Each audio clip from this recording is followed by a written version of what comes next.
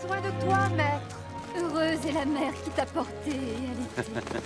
Heureux plutôt ceux qui écoutent la parole de Dieu et qui l'observent.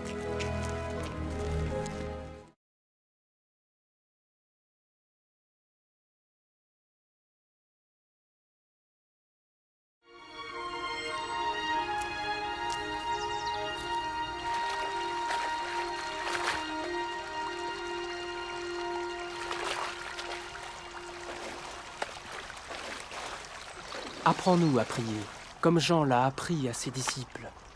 Quand vous priez, dites « Notre Père qui es aux cieux, que ton nom soit sanctifié, que ton règne vienne, que ta volonté soit faite sur la terre comme au ciel. Donne-nous chaque jour notre pain quotidien. Pardonne-nous nos offenses, comme nous pardonnons aussi à ceux qui nous ont offensés. Protège-nous contre la tentation et délivre-nous du mal. »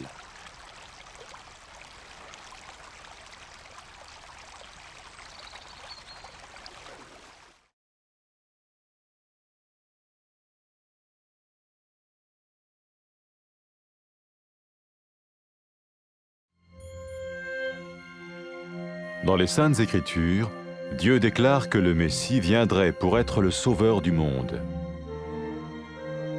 La vie de Jésus prouve qu'il est bien celui dont les prophètes avaient parlé. Ésaïe a prophétisé que la Vierge deviendrait enceinte et qu'elle enfanterait un fils. Des siècles plus tard, la naissance de Jésus accomplissait cette prophétie.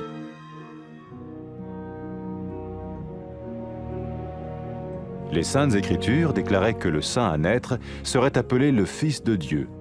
Cela signifiait que Jésus serait le Fils de Dieu au sens spirituel et non au sens physique. Nous le voyons par sa manière de vivre. Il a guéri des malades, il a pardonné leurs péchés, les a ramenés à Dieu et leur a promis une place dans le royaume éternel de Dieu.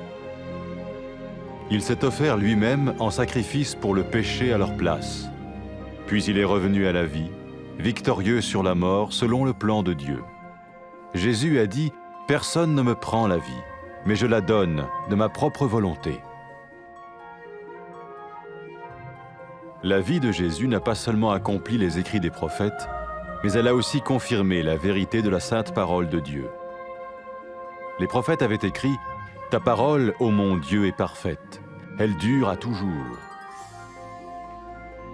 Jésus lui-même a dit « Le ciel et la terre disparaîtront, tandis que mes paroles ne disparaîtront jamais. » Jésus est venu pour nous donner la vie dans toute sa plénitude. Et quand l'homme a désobéi à Dieu dans le jardin d'Éden, il a choisi sa propre voie et ses actions l'ont séparé du Créateur.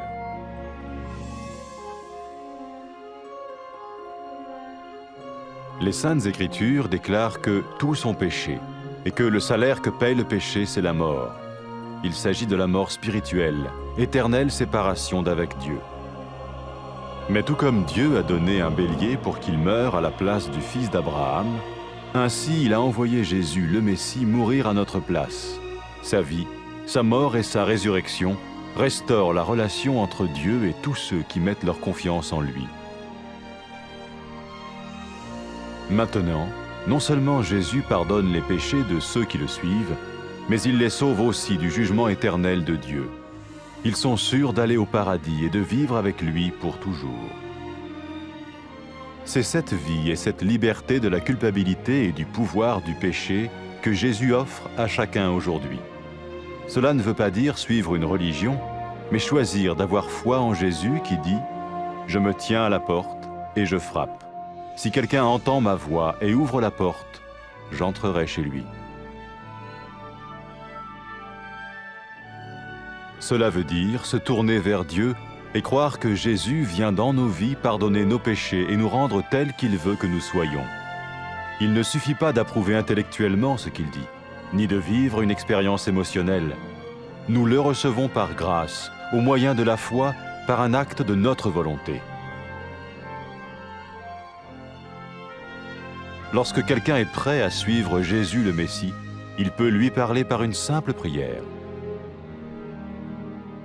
Peut-être êtes-vous prêt maintenant à ouvrir votre vie à Dieu. Si oui, vous pouvez vous joindre à la prière suivante, silencieusement. dans votre cœur. Seigneur Jésus, j'ai besoin de toi. Merci d'être mort sur la croix pour mes péchés.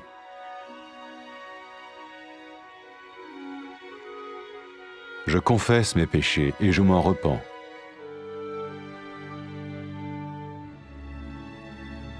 Je t'ouvre la porte de ma vie et je te reçois comme mon Sauveur et Seigneur.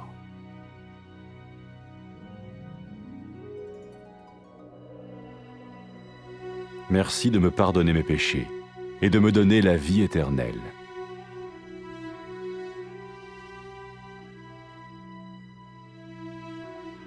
Fais de moi le genre de personne que tu veux que je sois. Maintenant que je deviens l'un de ceux qui te suivent. Amen.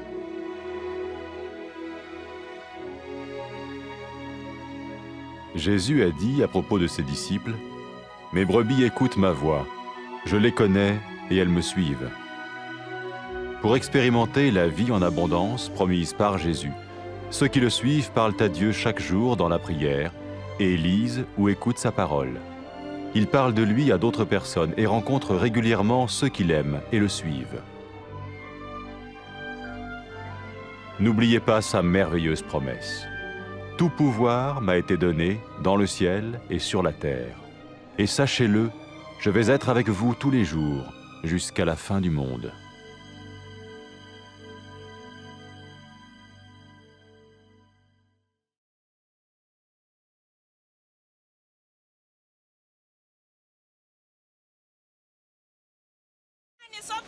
Odala ndimanda kupereka mtima ilona mwako. Koma ndi odala anthu amene akumva mawu a Mulungu ndi kuwasunga.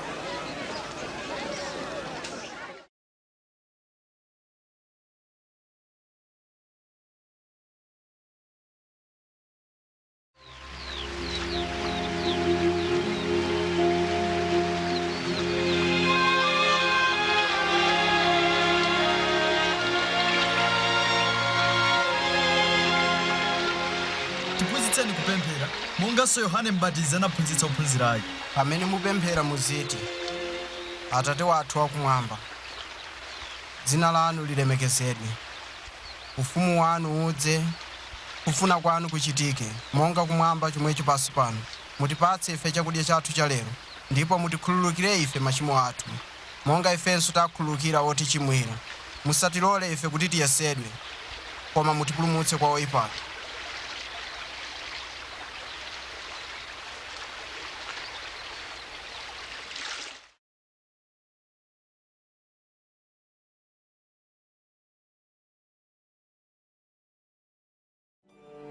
Kalekale aneneri analemba m'malemba kuti Mulungu adzatumiza Mesiya kuti adzapulumutse ochimwa ndi kuwayanjanitsa ndi Mulungu. Moyo wa Yesu ukuonetsa poyera kuti iyedi ali mpulumutsi amene Mulungu analonjeza kutumiza m'dziko lino. Mneneri Yesaya analemba, namwali adzayima ndipo adzabala mwana wamwamuna, ndipo zinachitikadi. Mulungu mwa mphamvu yake anapangitsa Mariya kukhala woyembekezera akadali namwali, ndipo anabala Yesu. Monga kunalembedwa m'malemba, chozizwa chakubadwa kwake chinali chizindikiro kuti mwanayu anali Mesiya, amene Mulungu amutcha mwana wake. Pamene anthu anaona Yesu, anaona chikhalidwe ndi mphamvu ya Mulungu yochiritsa anthu ndiponso kukhululukira machimo awo, ndipo anawalonjeza malo mu ufumu wake wamuyaya. Yesu anapereka sembe moyo wake ndi kulandira chilango m'malo mwa anthu onse. Kenaka anaukanso kwa akufa kuonetsa kuti mphamvu yake ndi yayikulu koposa mphamvu ya imfa. Moyo wake unafanana ndi zomwe aneneri analemba. Moyo wa Yesu unatsimikiza kuti mawu oyera a Mulungu ndi oona komanso osasintha.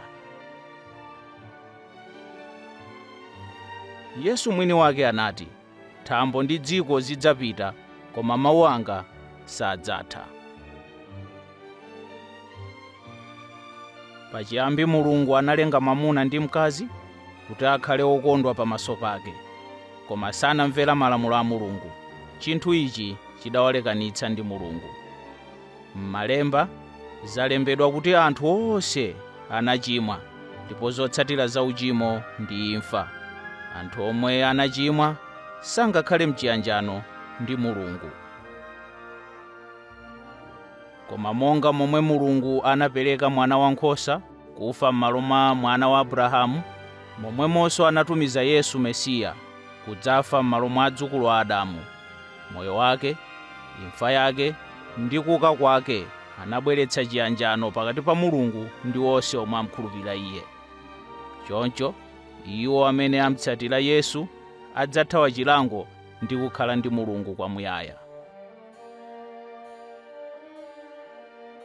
Pamene Yesu anauka kwa akufa, anati kwa ophunzira ake, anthu adzalalikira m'dzina langa ku mafuko onse kuti Mulungu amakhululukira machimo a iwo amene alapa ndi kutembenuka kwa Iye. Yesu anatinso adzatumiza Mzimu Woyera kuti akhale ndi ophunzira ake, kuwaonetsera choonadi ndi kuwapatsa mphamvu yotsatira njira ya Mulungu. Pamene mkazi wochimwa uja analapa machimo ake ndi kuyamba kutsatira Yesu, Yesu anati, machimo ako akhululukidwa, chikhulupiriro chako chakupulumutsa. Yesu anati, pamene anthu amukondadi Mulungu, ichi ndicho chitsimikizo chakuti Mulungu wakhululukira machimo awo. Yesu Mesiya adayitana anthu kuti amutsate.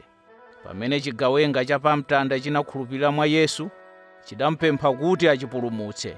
Yesu anati, lero lomwe lino udzakhala ndi Ine m'paradaiso. Iwo amene asankha kukhala okhulupirira Yesu akhoza kuyamba ubale wawo pogwiritsa ntchito mawu awa. Mulungu ndinu woyera ndi wokwezedwa. Ndikuthokozani kuti mmandikonda. Ndikumva chisoni kuti ndalephera kukumverani ndipo ndachimwa. Ndikuthokozani kuti munatumiza Yesu kufa pa mtanda m'malo mwanga ndiponso kuti anauka kwa akufa. Ndikuthokozani kuti munazunzika chifukwa cha machimo anga. Ndikufuna kukutsatani ndipo ndikukulandirani monga mpulumutsi ndi mbuye wanga. Ndikuthokozani kuti mwakhululukira machimo anga ndipo mwatsegula njira kuti ine ndikhale ndi inu ku nthawi zonse. Ndikupemphani kuti mundipatse Mzimu wanu Woyera kuti akhale ndi ine ku nthawi zonse. Andipatse mphamvu kuti ndikukondeni ndi mtima wanga wonse, kukhala moyo wokukondweretsani. Ndipo lolani kuti anthu akutamandeni kulikonse m'dziko lonse. Amen. Yesu ananena za ophunzira ake, nkhosa zanga zimamva mawu anga, ndimazidziwa ndipo zimanditsata. Wotsatira Yesu amakumana pamodzi, amalankhula mawu ake m'Malemba. Amafunitsitsa kutsatira chitsanzo chake, ndipo amauza ena za Iye. Yesu anawatsogolera ndi kuwapatsa mphamvu kudzera mwa Mzimu wa Mulungu, yemwe amakhala m'mitima yawo. Amasunga zomwe Yesu ananena kwa ophunzira ake pamene amakwera kumwamba ku mpando wake. Mphamvu zonse zapatsidwa kwa Ine, kumwamba ndi dziko lapansi. Onani Ine ndili ndi inu nthawi zonse kufikira chimaliziro cha nthawi yapansi pano.